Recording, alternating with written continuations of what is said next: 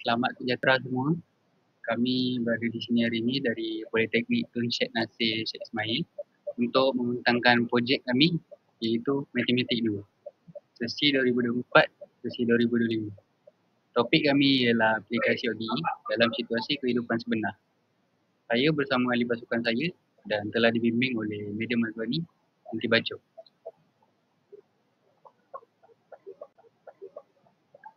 Okey, sebelum saya teruskan, izinkan saya memperkenalkan pasukan kami. Kami ada saya sendiri iaitu Muhammad Azrul Hanafi. Lepas tu kami ada Muhammad Rizal bin Roslan serta kami ada Muhammad Akil Aidit Kimi bin Zaidi. Kami bersama telah bekerjasama untuk meneroka bagaimana persamaan pembezaan biasa digunakan dalam senario praktikal. Okey, seterusnya berikut adalah gambaran keseluruhan apa yang akan kami sampaikan hari ini. Kami akan mulakan dengan pengenalan kepada persamaan pembezaan biasa peringkat pertama. Kemudian membentangkan masalah dunia sebenar. Rakan kerja saya Rizal akan membawa anda melalui penyelesaian langkah demi langkah. Selepas itu Akil akan membincangkan tentang kepentingan dan andaian model kami. Dan akhirnya akan menyimpulkan dengan impak yang lebih luas daripada ODE. Kami juga telah menyerahkan rujukan apa kami untuk berjalan lanjut. Okey, mari kita mulakan dengan asasnya. Apakah sebenarnya persamaan pembezaan biasa peringkat pertama? Cara ringkasnya, ia adalah persamaan yang melibatkan terbitan pertama fungsi yang tidak diketahui perkenaan satu pembeli ubah. Bentuk umumnya sering dinyatakan sebagai dy per dx sama dengan f kurungan xy, di mana y ialah fungsi x yang tidak diketahui dan f kurungan xy ialah fungsi yang diketahui. Istilah peringkat pertama bermaksud ia hanya merangkumi terbitan pertama dy per dx dan bukan terbitan peringkat lebih tinggi seperti dy kuasa 2 over dx kuasa 2.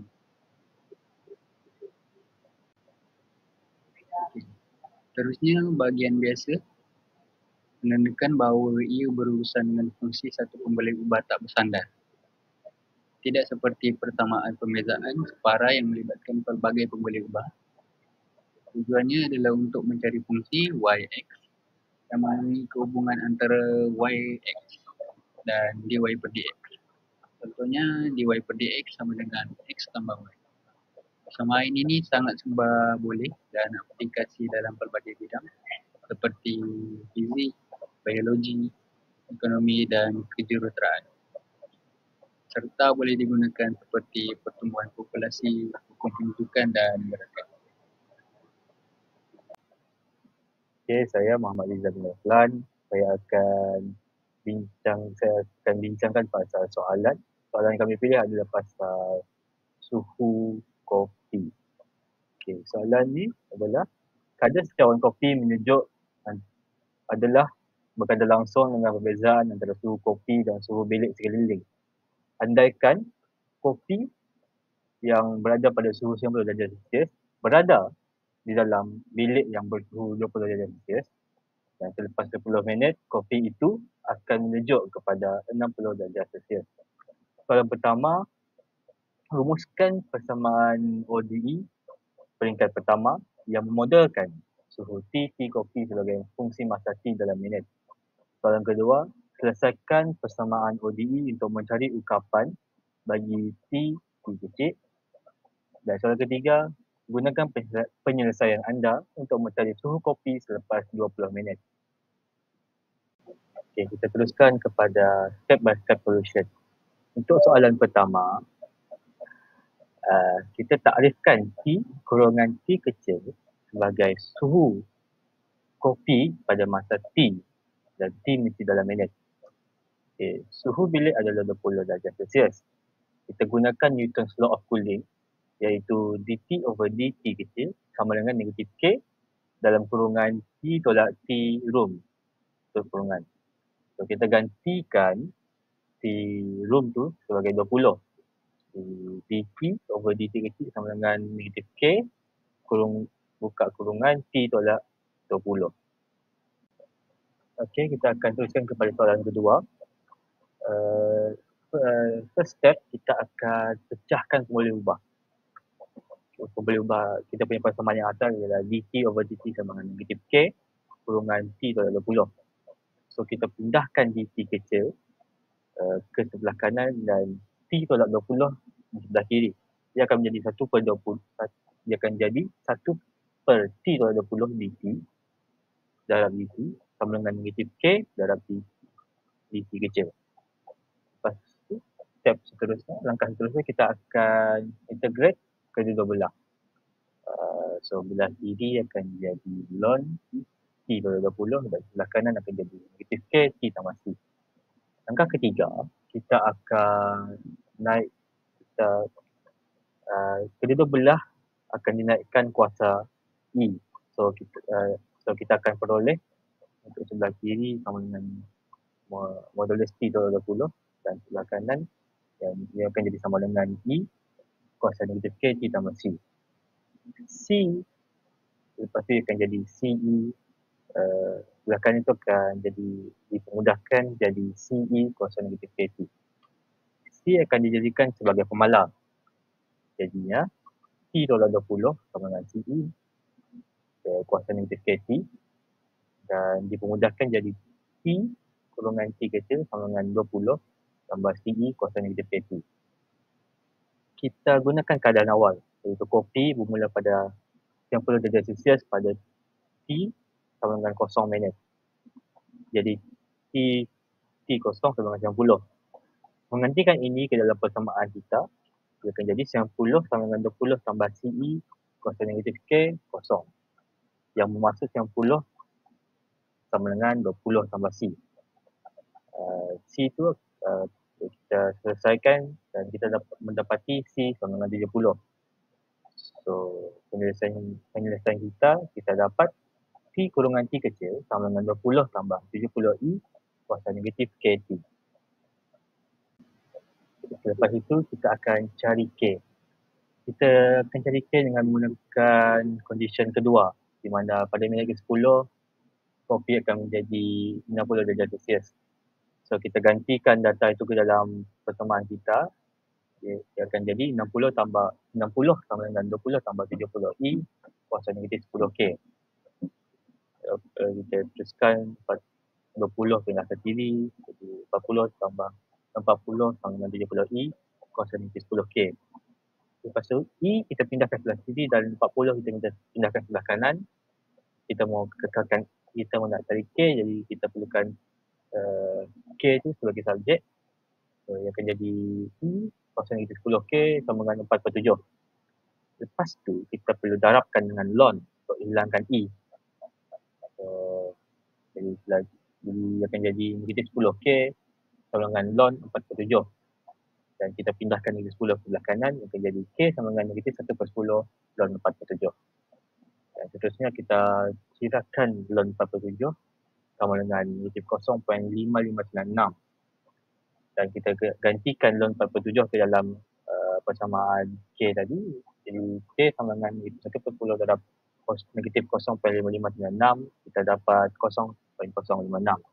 Dan kita gantikan 0.056 ke dalam K di persamaan asal. Di mana T kurungan T kecil sama dengan 20 tambah 70I kuasa negatif 0.056 T. Kita teruskan kepada soalan ketiga. Soalan ketiga minta kita mencari suhu kopi pada minit ke-20. So kita gantikan T kecil kepada 20, dia akan jadi T kurungan 20 sama dengan 20 tambah 70I kuasa negatif 0.056 dalam 20. Dia akan jadi sama dengan 20 tambah 70I kuasa negatif 1.12. So kita cari bilangan I sama dengan negatif. Kita cari bilangan I kuasa negatif 1.12. Kita dapati I negatif 1.12 sama dengan 0.326. So kita gantikan 0.326 ke dalam persamaan yang di atas. Jadi akan jadi T kurungan 20 sama dengan 20 tambah 70 darab 0.326. Dan kita dapati T20 sama dengan 42.82. Maksudnya pada minit ke-20, suhu kopi kita adalah 42.82 darjah Celsius. Assalamualaikum, nama saya Muhammad Khairi Hakim Zaidi.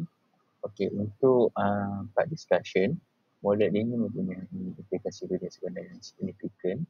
Persamaan T dalam kolom T sama dengan 20 tambah 70 E kuasa negatif 0.056 T jelas menunjukkan bahawa kopi menghampiri suhu bilik 20 darjah Celsius sebagai titik keseimbangan